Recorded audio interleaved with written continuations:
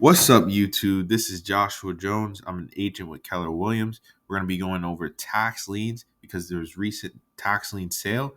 And I also wanted to let y'all know that this is for informational purposes only. You should not take financial advice from me. This is all just based off of what I received and what I do. Thank you. Um, it was very interesting, very interesting experience.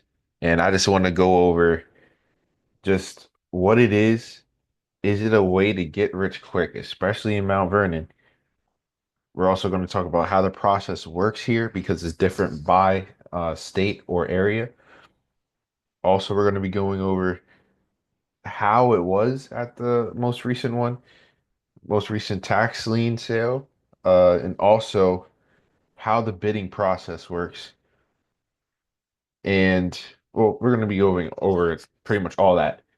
And this is going to be really good, especially for anyone who's interested or wants to go, because this is going to be happening every month.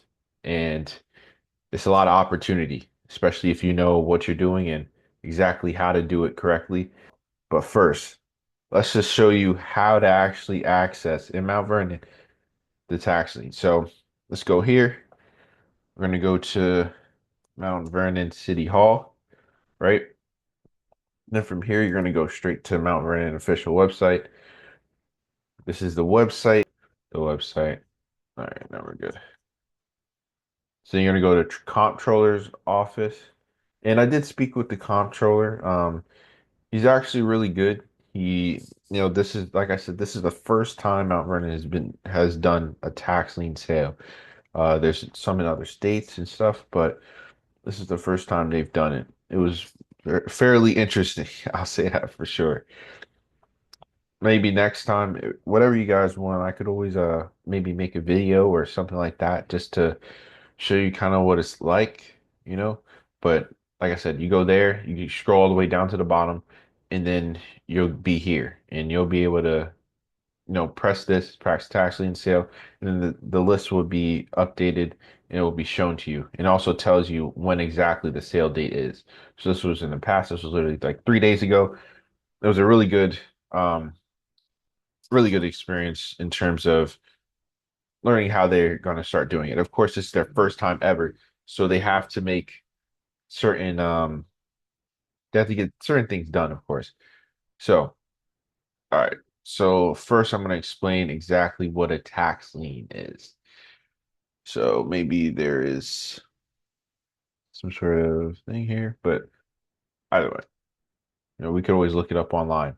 But let me explain. Tax lien is not the same thing as tax deed. Tax deed is the process after where you get the actual deed of the property. You have ownership in the property.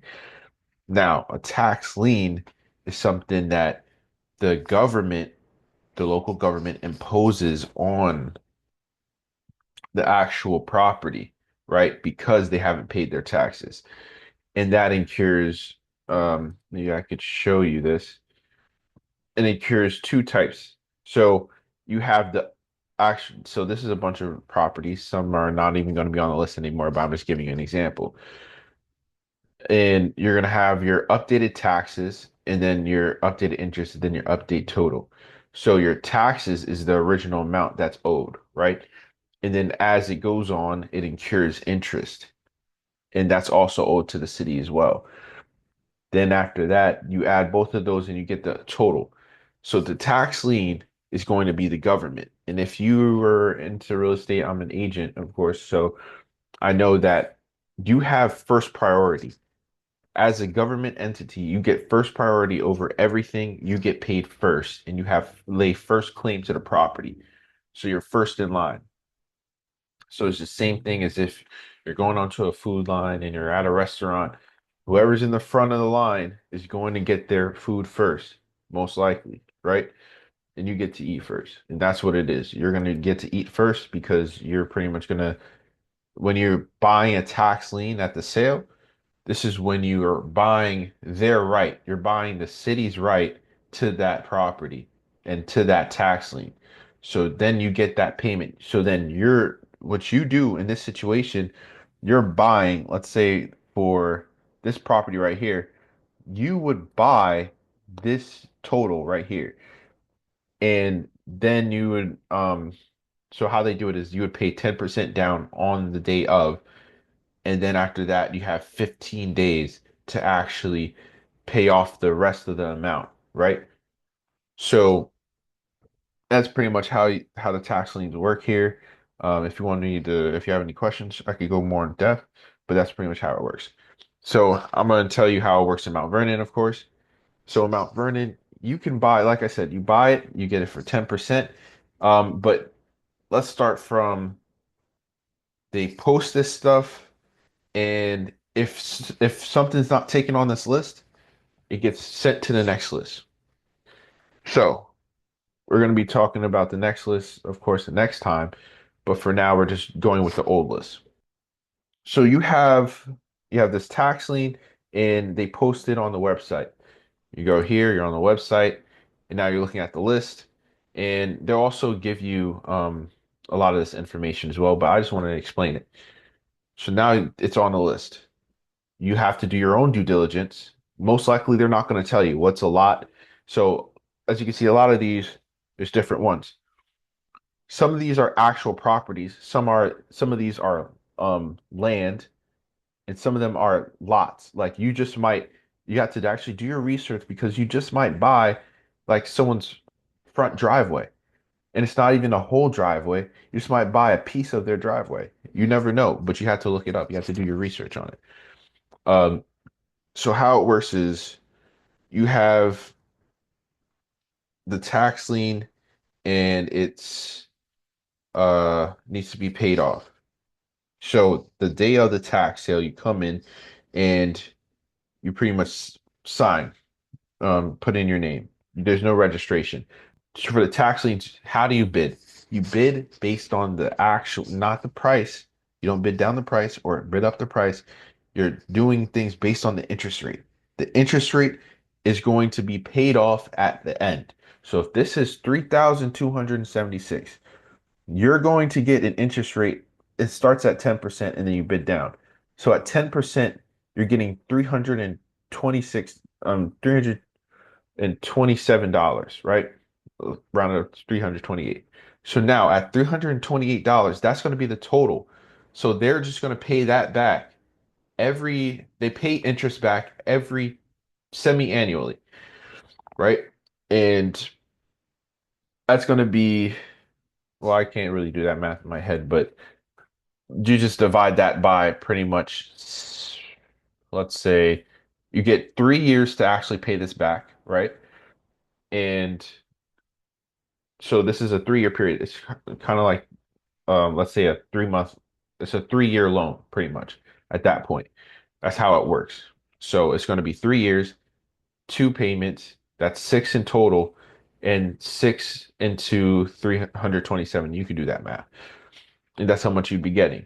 So my suggestion, of course, would be it depends on what you're looking for. Know what you're looking for. Are you looking to get interest? And that's what you want to do. You're tired of the stock market, you want less risk, and you want something like this. You go for higher amounts because then you could actually get more back. Like this one, you would probably get 10%. This would be like 14,000, which is way better than getting $327 or something of that sort, you know? Now, next, if you're going for the actual property, then you'll most likely you're trying to do the get rich quick or whatever you see on YouTube, where it's like, hey, I bought something for $800. You know, I bought something for $800 and I got the property, you know, and that's what you could do if that actually works out well and you're within a certain criteria because it's a needle in haystack. It's not like every single one that's a low amount, you're automatically going to claim it. So now I'm going to explain that. You bid down the interest rate, and I'll actually tell you my experience after this, but you bid down the interest rate, and that's what happens. You go from 10, you can go from 10 all the way down to 0%. Now, of course, this is something that I thought about before. Wait, can't someone just say zero to start off? Unfortunately, yes. Yes, someone can literally start off at 10%, and the moment they call out this last number, they say, we're talking about property 069. It's 562 8th Avenue South. 300 and then in total it's 325. The update interest is 488 and then 814. Zero. Yes, someone can literally just say 0%, raise their hand 0%. I know. I know. But it's interesting. Someone can do that. But I'll tell you later why that's not ideal. So that's the end of this video. You could like, subscribe, and don't forget to comment, give your feedback, and also if you guys want the part two, let me know. Peace.